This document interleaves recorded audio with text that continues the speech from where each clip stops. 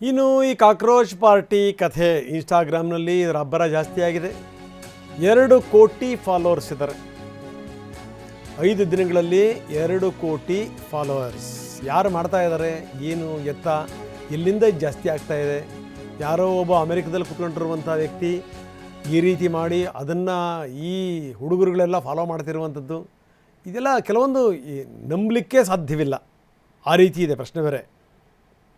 ಇದು ಒಂದೆರಡು ಸಂಗತಿಗಳಲ್ಲ. ಇದು ಎಲ್ಲೆಲ್ಲಿ ಹಿಟ್ಸ್ಗಳು ಎಲ್ಲೆಲ್ಲಿಂದ ಬಂದು, ಯಾವ್ಯಾವ ದೇಶದಿಂದ ಬಂದು, ಭಾರತವನ್ನು ಕಂಡ್ರೆ ಆಗದಿರುವಂಥ ದೇಶಗಳಲ್ಲೇ ಜನ ನೋಡಿ ಇವ್ರನ್ನ ಏನಾದರೂ ಲೈಕ್ ಕೊಟ್ಟರಾ, ಸಬ್ಸ್ಕ್ರೈಬ್ ಮಾಡಿದ್ರಾ, ಇದ್ರ ಬಗ್ಗೆ ಇನ್ನಷ್ಟು ಮತ್ತಷ್ಟು ರೋಚಕವಾದ ಸಂಗತಿಗಳು ಬರ್ತವೆ.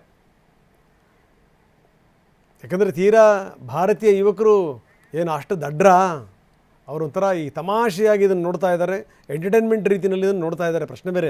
ಇನ್ನು ನೀಟ್ ಅಕ್ರಮದ ವಿರುದ್ಧ ಕೂಡ ಕಾಕ್ರೋಚ್ ಜನತಾ ಪಾರ್ಟಿ ಸಮರ ಸಾರಿದೆ.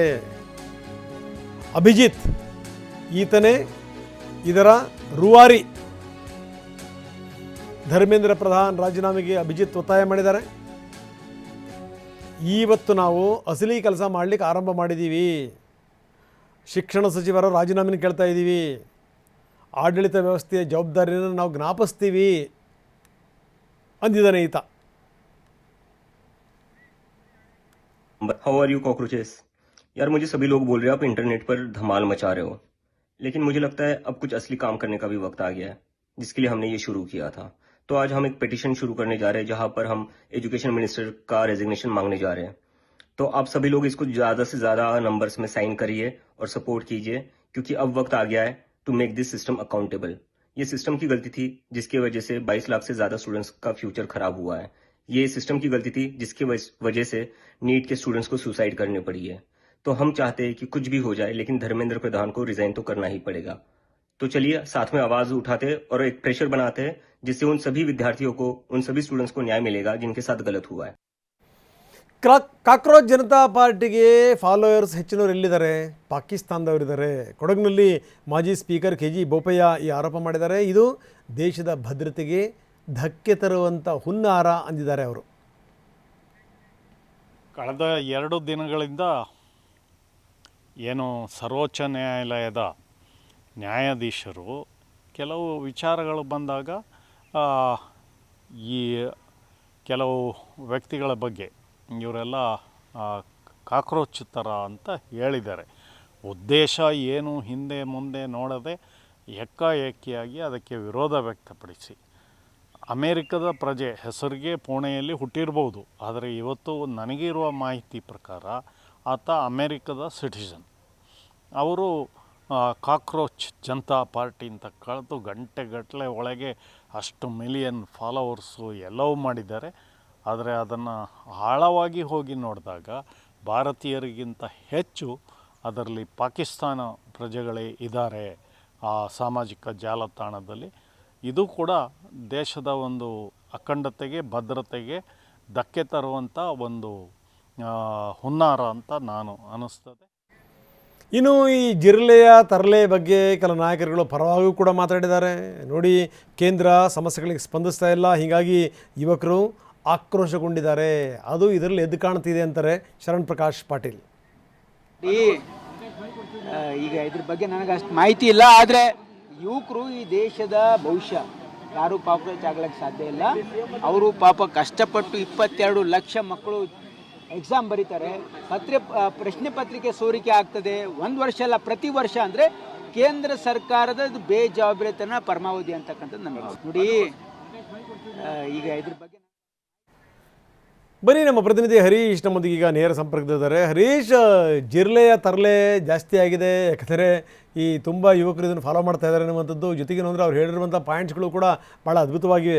ನೀವು ಪರಮ ಸೋಮಾರಿಗಳಾಗಿರಬೇಕು, ಲೇಜಿಗಳಾಗಿರಬೇಕು, ಜೊತೆಗೇನು ಅಂದರೆ ನೀವು ಯಾವಾಗಲೂ ಕೂಡ ಮೊಬೈಲನ್ನು ಉಪಯೋಗಿಸ್ತಿರಬೇಕು. ಅದರಿಂದಲೇ ನೀವು ಏನೇನು ಆಗ್ತಾ ಇದೆ ಅದಕ್ಕೆ ಸಂಬಂಧಪಟ್ಟಂಗೆ ನೀವು ಆಕ್ರೋಶ ವ್ಯಕ್ತಪಡಿಸಬೇಕು. ಈ ಮಾನದಂಡಗಳು ನೋಡಿ ಎಷ್ಟರ ಮಟ್ಟಿಗಿದೆ. ಇವು ಮಾನದಂಡಗಳೆಲ್ಲ ಮಾನವೇ ದಂಡ, ಆ ರೀತಿ ಇದೆ. ಅದು ಒಂದು ಕಡೆಗೆ. ಇನ್ನೊಂದು ಕಡೆಗೆ ಈಗ ಸಂಬಂಧಪಟ್ಟಂಥ ಅಭಿಜಿತ್ ಕೂಡ ಮಾತಾಡಿದ್ದಾನೆ. ಈಗ ಆತ ಹೇಳ್ತಿರುವಂಥದ್ದೇನು ಅಂದರೆ, ನಮ್ಮ ಅಸಲಿ ಕಾರ್ಯ ಇಲ್ಲಿಂದ ಶುರುವಾಗಿದೆ. ಏನು ಅಂದರೆ, ಕೇಂದ್ರದ ಮಂತ್ರಿಗಳು ರಾಜೀನಾಮೆ ಕೊಡಬೇಕು ಅನ್ನುವಂಥ ಮೊದಲ ಆಗ್ರಹ. ಜೊತೆಗೆ ಕೆಲವರು ಪರವಾಗಿ ಮಾತಾಡ್ತಾ ಇದ್ದಾರೆ, ಕೆಲವರು ವಿರುದ್ಧ ಮಾತಾಡ್ತಾ ಇದ್ದಾರೆ. ಇದ್ರ ಬಗ್ಗೆ ಓವರಾಲ್ ಏನಿದೆ ಹೆಚ್ಚಿನ ವಿವರ?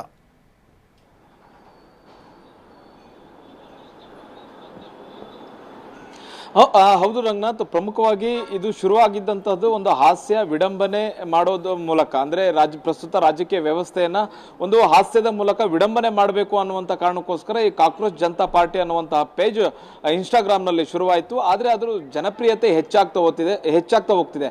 ಬಹುಮುಖ್ಯವಾಗಿ ಇದು ಹೆಚ್ಚು ಚರ್ಚೆ ಆಗ್ತಿದೆ. ಯುವಕರ ಮಧ್ಯದಲ್ಲಿ ಇದು ಚರ್ಚೆ ಆಗ್ತಿರೋದ್ರಿಂದ ಇದು ಕಾಕ್ರೋಚ್ ಜನತಾ ಪಾರ್ಟಿಗೆ ಹೆಚ್ಚಿನ ಸಬ್ಸ್ಕ್ರೈಬರ್ಸ್ ಮತ್ತೆ ಫಾಲೋವರ್ಸ್ ಜಾಸ್ತಿ ಆಗ್ತಿದ್ದಾರೆ. ಕಳೆದ 5 ದಿವಸಗಳಲ್ಲಿ ಸುಮಾರು 20 ಮಿಲಿಯನ್ ಫಾಲೋವರ್ಸ್ ಈ ಒಂದು ಕಾಕ್ರೋಚ್ ಜನತಾ ಪಾರ್ಟಿಯನ್ನು ಒಪ್ಪಿರುವಂತಹದ್ದು. ಮತ್ತೆ ಇನ್ನಷ್ಟು ಇದು ಹೆಚ್ಚು ಚರ್ಚೆ ಆಗ್ತದೆ. ಯಾಕಂದ್ರೆ ವಿರೋಧ ಪಕ್ಷಗಳ ನಾಯಕರುಗಳು ಕೂಡ ಈ ಒಂದು ಕಾಕ್ರೋಚ್ ಜನತಾ ಪಾರ್ಟಿಗೆ ಬೆಂಬಲವನ್ನ ಕೊಡ್ತಾ ಇದ್ದಾರೆ. ಇದು ಸೋಷಿಯಲ್ ಮೀಡಿಯಾದಲ್ಲಿ ತನ್ನದೇ ಆದಂತಹ ಸಂಚಲನ ಅಬ್ಬರವನ್ನು ಸೃಷ್ಟಿ ಮಾಡ್ತಾ ಇದೆ.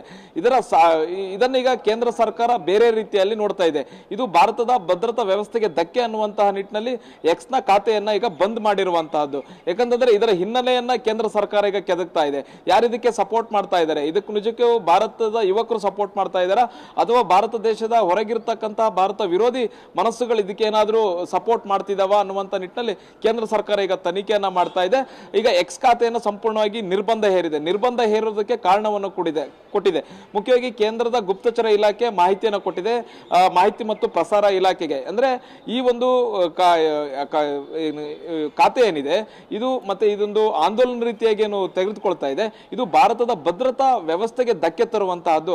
ಹಾಗಾಗಿ ಇದರ ವಿರುದ್ಧ ನಾವು ಕ್ರಮ ಕೈಗೊಂಡಿದ್ದೀವಿ, ನಿರ್ಬಂಧ ಹೇರಿದ್ದೀವಿ ಅನ್ನುವಂತಹದನ್ನ ಕೇಂದ್ರ ಸರ್ಕಾರಕ್ಕೆ ಹೇಳ್ಕೊಡ್ತಾ ಇದೆ. ಆದ್ರೆ ಇನ್ಸ್ಟಾಗ್ರಾಮ್ ನಲ್ಲಿ ಇದರ ಜನಪ್ರಿಯತೆ ಹೆಚ್ಚಾಗ್ತಾನೆ ಹೋಗ್ತಿದೆ. ಮತ್ತೆ ಇದನ್ನ ಸ್ಥಾಪನೆ ಮಾಡಿದಂತಹ ಅಭಿಜಿತ್ ಅನ್ನುವಂಥ ವ್ಯಕ್ತಿ ಈಗ ಮತ್ತೊಂದು ಅಭಿಯಾನಕ್ಕೆ ಕರೆ ಕೊಟ್ಟಿರುವಂತಹದ್ದು. ಈ ಇತ್ತೀಚೆಗೆ ನೀಟ್ ಪರೀಕ್ಷೆ ಏನು ಪ್ರಶ್ನೆ ಪತ್ರಿಕೆ ಸೋರಿಕೆ ಆಗಿತ್ತು, 22 ಲಕ್ಷ ವಿದ್ಯಾರ್ಥಿಗಳಿಗೆ ಮತ್ತೆ ಮರುಪರೀಕ್ಷೆಯನ್ನ ಬರೆಯುವಂತಹ ಪರಿಸ್ಥಿತಿ ಎದುರಾಗಿದೆ. ಹೀಗಾಗಿ ಈ ನೀಟ್ ಪರೀಕ್ಷೆ ಪ್ರಶ್ನೆ ಪತ್ರಿಕೆ ಸೋರಿಕೆಗೆ ಕಾರಣ ಆಗಿರತಕ್ಕಂತಹ NTA ಆಗಿರ್ಬೋದು, ಜೊತೆಗೆ ಕೇಂದ್ರ ಶಿಕ್ಷಣ ಸಚಿವ ಧರ್ಮೇಂದ್ರ ಪ್ರಧಾನ್ ಆಗಿದ್ರು, ಇವರು ಹೊಣೆಯನ್ನು ಹೊತ್ತು ರಾಜೀನಾಮೆಯನ್ನು ಕೊಡಬೇಕು ಅನ್ನುವಂಥ ಅಭಿಯಾನವನ್ನು ಶುರು ಮಾಡಿದ್ದಾರೆ. ಮತ್ತೆ ಆನ್ಲೈನ್ ನಲ್ಲಿ ಸಹಿ ಸಂಗ್ರಹಕ್ಕೆ, ಯುವಕರ ಸಹಿ ಸಂಗ್ರಹಕ್ಕೆ ಮುಂದಾಗಿದ್ದಾರೆ. ಇದು ದೊಡ್ಡ ರೀತಿಯಾದ ಅಭಿಯಾನ ಆಗುತ್ತೆ. ಅವರು ಧರ್ಮೇಂದ್ರ ಪ್ರಧಾನ್ ಅವರು ರಾಜೀನಾಮೆಯನ್ನು ಕೊಡಲೇಬೇಕು ಅನ್ನುವಂತಹ ಆಗ್ರಹವನ್ನ ಈಗ ಮಾಡ್ತಾ ಇರುವಂತಹದ್ದು.